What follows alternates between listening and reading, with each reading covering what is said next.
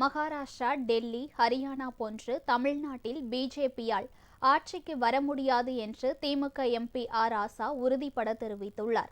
சென்னை அண்ணா அறிவாலயத்தில் செய்தியாளர்களிடம் பேசிய அவர், மதுரைக்கு வந்த உள்துறை அமைச்சர் அமித்ஷா தனது பதவிக்கு கொஞ்சமும் பொறுப்பில்லாமல் தமிழக அரசின் மீதும் திமுகவின் மீது அப்பட்டமான பொய் குற்றச்சாட்டுகளை தெரிவித்து சென்றிருப்பதாக கூறினார். அமித்ஷாவை பார்த்தோ அல்லது பிரதமர் மோடியை பார்த்தோ திமுக ஒருபோதும் பயப்படவில்லை. அவர்களுக்கு பின்னால் இருக்கும் இந்துத்துவா சித்தாந்தத்தை பரப்பி பிளவுவாத அரசியலை ஊக்குவிப்பதை கண்டுதான் திமுக பயப்படுவதாக ஆர் ராசா கூறினார்.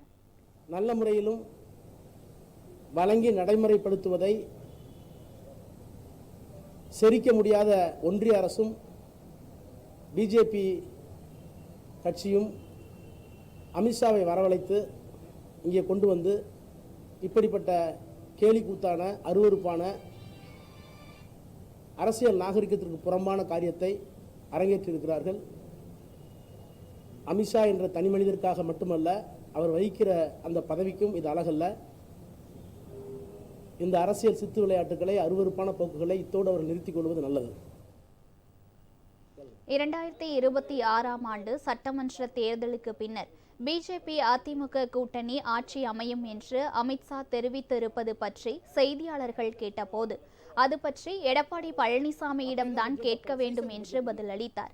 குஜராத்தில் பில்கிஸ் பானு வழக்கில் குற்றவாளிகள் வெளியே வந்தபோது பிஜேபியினர் வரவேற்றதை அனைவரும் அறிவார்கள். மணிப்பூரில் நடைபெற்ற கலவரங்களை பற்றி பேச முடியாத அமித்ஷா தமிழ்நாட்டில் குற்ற சம்பவங்கள் அதிகரித்து விட்டதாக கூறுவது வேடிக்கையாக உள்ளது என்றும் ஆர் ராசா கூறினார்.